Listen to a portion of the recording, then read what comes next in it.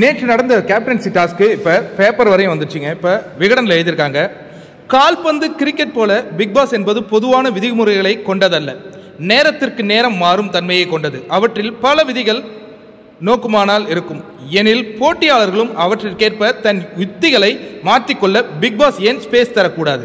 தன் அதிகாரத்தை இத்தனை மூர்க்கமாக செலுத்த வேண்டுமா? விட்டு தந்தாலும் அதில் ஏதோ ஒரு ஆதாயம் இருப்பதால் தானே முத்து இதை செய்திருக்க வேண்டும். அதுவும் அவரது வெற்றிக்கான இலக்கின் ஒரு தந்திரம் தானே.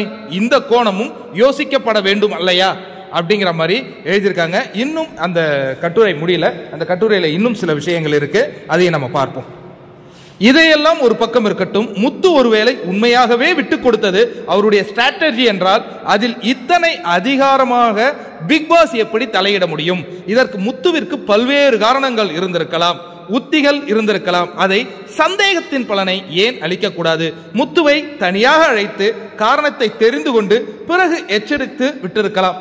கரெக்டா இப்ப நேற்று நம்மளுடைய ரிவ்யூவை கேட்டிருந்த நண்பர்கள், நம்ம ரிவ்யூ கேட்குறவங்க எப்படின்னா இது இப்படி மடைமாற்றி பண்ணி விட்டுறாங்க.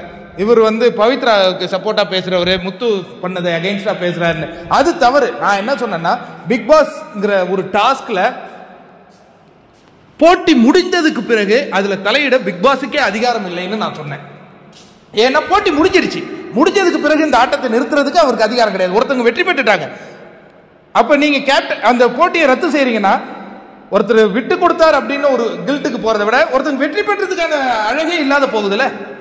அதுதான் என்னுடைய கோபமா இருந்தது. கரெக்டுங்களா? அதற்கு அடுத்ததாக நீங்க இது நல்ல உள்நோக்கி பார்த்தீங்கன்னா, சீசன் 3ல லாஸ்ட்லியாவுக்கும் தர்ஷனுக்கும் ஒரு கேப்டன்சி டாஸ்க் நடைபெறும். அது ஆரம்பிச்ச உடனே தர்ஷன் விடுவார், லாஸ்ட்லியா வெற்றி பெறுவாங்க, கேப்டன் ஆவாங்க. அது தவறாக பார்க்கப்பட்டுச்சு.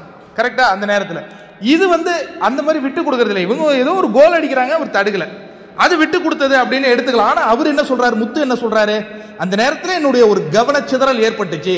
அந்த நேரத்தில் நான் போன கேப்டன்சி டாஸ்க் பத்தி நினைச்சிட்டு இருந்தேன். அந்த நேரத்தில் எனக்கு யாருமே நிக்கல. அது பல விஷயங்கள் ஓடி இருக்கு. அதனால இது விட்டு கொடுத்ததுல வருமானு கூட எனக்கு தெரியல. விட்டு கொடுத்ததுன்னு நம்ம தொடர்ந்து ரிஜிஸ்டர் பண்ணோம்னா ஒருத்தங்க வெற்றி பெற்றதை கேவலப்படுத்துற மாதிரி ஆகும். இன்னொன்று, அந்த வெற்றி பெற்றதுக்கு பிறகு பவித்ராக்கே முதல் அதில் சாட்டிஸ்ஃபைடு இல்லை. அவங்களே இது என்ன இப்படி நடந்துருச்சு, ரீகேம் விளையாடுவோமா அப்படின்னு கூட அவங்க கேட்டாங்க. ஏன்னா முத்து அந்த மாதிரி நின்று இருக்க மாட்டாருங்கிறது எல்லாருடைய எண்ணமா இருந்திருக்கு. இன்னொரு முக்கியமான விஷயம், அவருக்கு கவனச்சிதறல் ஏற்படக்கூடாதுங்கிறது நம்ம நினைக்க முடியாது. இது இன்னைக்கு பேப்பர் வரையும் வந்துருச்சு. இதுல முக்கியமான ஒரு விஷயம், பிக் பாஸ் மேலதாங்க தப்பு. ஏன்னா பிக் பாஸுக்கு கண்டென்ட் இல்லைங்க. கண்டென்ட் இல்லாததுனால இந்த கேப்டன்சி டாஸ்கை ரத்து பண்ணி அவர் கண்டென்ட் பண்ணியிருக்காரு. அதுதான் உண்மை, அதை தெரிந்து கொள்ளுங்கள். ஆனா இதே கேப்டன்சி டாஸ்கை இப்போ இது மாதிரி விட்டு கொடுக்குறாங்க அப்படின்னா, போன இந்த ரஞ்சித் கேப்டன் ஆகும்போது என்ன நடந்துச்சு புரியுது அவங்களுக்கு? அங்கேயும் தான் ஒரு இது நடந்தது. தன்னுடைய வெற்றி பரவாயில்லன்னா கூட இன்னொருத்தங்க வெற்றி பெறணும்னு விளையாண்டாங்க. இதை என்னை பொறுத்த வரைக்கும் நீங்க இந்த வாரம் மிக சிறப்பாக போட்டியாளர்கள் தங்களுடைய பங்களிப்பை கொடுத்த போது, இது பிக் பாஸ் வைத்த அவங்களுக்கு அவ்வளவு கஷ்டப்பட்டானுங்களே, அவங்க மேல ஒரு கருப்பு கரையை பூசியிருக்காருங்க பிக் பாஸ்.